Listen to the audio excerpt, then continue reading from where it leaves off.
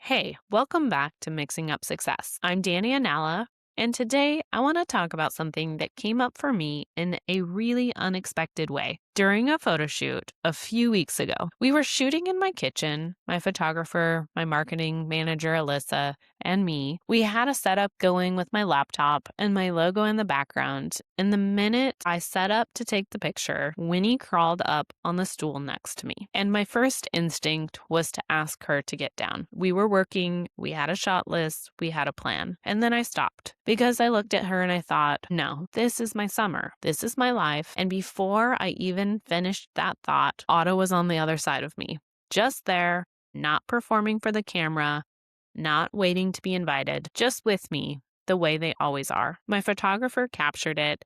And when I saw the image, I told her, I don't think we could have planned a better shot of what my life actually looks like. That photo is what this episode is about. I want to take you back to before Dani's Kitchen Shop existed the way it does today. I had a salaried job. Good job, respectable job, and I left it. Not because I had some big entrepreneurial awakening, but because it didn't allow me to raise my kids the way I needed to. My kids don't even remember me working before the bakery. They have no memory of a version of their mom that existed inside a structure that didn't include them. Because I made a decision early on that I wasn't going to build a career that my kids had to fit around. I was going to build something that fit around them. The bakery wasn't plan B. It was the plan. And I think that distinction matters more than almost anything else I could tell you today.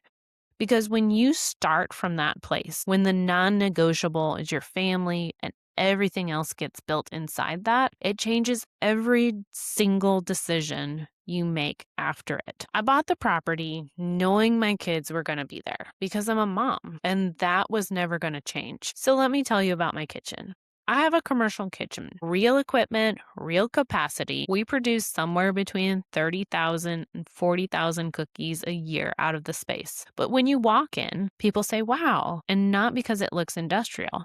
They say, wow, because it feels like a home. That was completely intentional. I put a $10,000 glass door in just for natural light, for photos, because I knew from the beginning that this space needed to photograph beautifully at any time on any day without a full production crew. I have an $8,000 oven that I use maybe every few weeks, mostly for ambiance. Could I have made a more practical choice? Sure. But I wasn't just building a production facility. I was building a place that my kids would spend their childhood in, a place where students would walk in and feel something, a place that told a story the moment you stepped inside. The floating shelves are staged. The plants are intentional. Even on our busiest weeks, when we've made a complete mess of things, it rarely takes more than putting things away and wiping down to have it photo ready, because the bones were designed that way. And here's what I want you to hear. That level of intentional thinking isn't just how I built my kitchen. It's how I run my entire business. Every cookie order gets mulled over in my head from the moment it comes in. Every class is developed with student success at the center. I'm always thinking about the experience, always thinking about the whole picture. Intentionality isn't a design choice, it's an operating system. I want to get honest with you for a few minutes because I think there's a version of this story that sounds like woman who has a dream, builds a beautiful kitchen, figures out the balance, lives happily ever after. And I don't want to tell you that version because that's not what happened. Here's what actually happened. Herbie farms. He's a fourth generation pear farmer in Hood River. And farming is not a 9 to 5. It doesn't have set hours or predictable seasons in terms of when things demand your attention. And like most families, maybe like in yours, the default is that the mother carries more of the child rearing. That was true for us. That was always going to be true for us. And farming doesn't cover the entire cost of living. That's a reality of commodity agriculture that not enough people talk about. So I wasn't just a mom who wanted more flexibility. I was a mom who needed to bring in income, was already going to be the primary parent, and was watching a significant portion of my salary disappear into childcare costs in a town with almost no childcare options at the time. When I started running the numbers, really running them, the math started pointing somewhere unexpected. The cost of childcare and after-school care was eating away my salary. And I thought, what if I took that risk? I want to be clear. It made the fear bigger, not smaller, because going self-employed didn't just mean leaving a safe income. It meant my business also needed my focus. I couldn't just be home with my kids. I had to build something real at the same time. So, in what I can only describe as a moment of desperation, I was living in a childcare desert.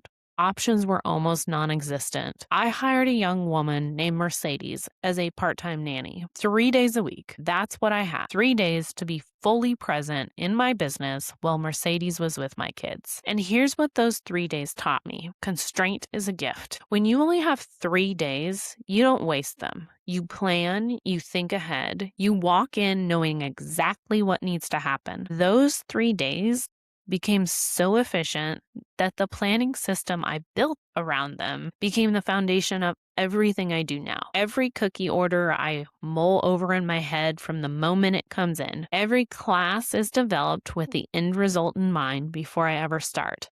I don't do things halfway, not because I'm naturally that organized, but because I learned that focus time is precious and you protect it by being prepared. And then something unexpected happened. I looked up one day and realized Mercedes wasn't just watching my kids. She was helping me build.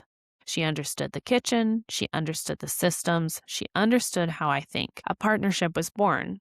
And it has been 4 years in the making. This summer, I work 1 day a week in the bakery. Mercedes runs it. On the days I work from home, I'm with my kids. And when I get in a pinch, Mercedes happily jumps in wherever she is needed most. We are completely woven together. I tell you all of this because I want you to see the full picture. Herbie believed in me from the beginning. He always has. But belief doesn't pay the bills. We watched every dollar. We still do. All the extra goes back into the businesses we run. We don't have extra for extra. This wasn't a leap of faith from a place of abundance. This was a calculated risk made from a place of necessity by a woman who decided that when she does something, she does it all the way. That's why I spent $10,000 on a glass door. Not because I had money to spare, because I committed.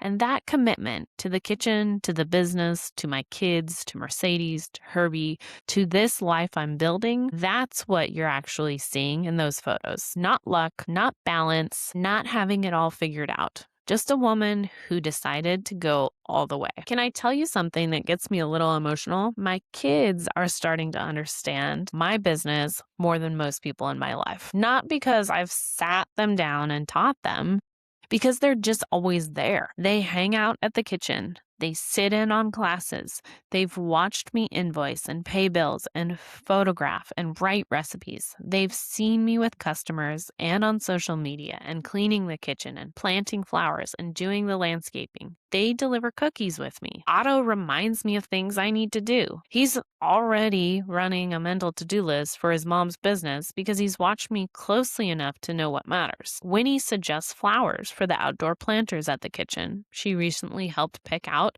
a rug for the office. They know how to package cookies. They ask about my podcast. They are not on the outside of this looking in. They are in it, completely, naturally, happily in it. And I think about what that means for who they're becoming.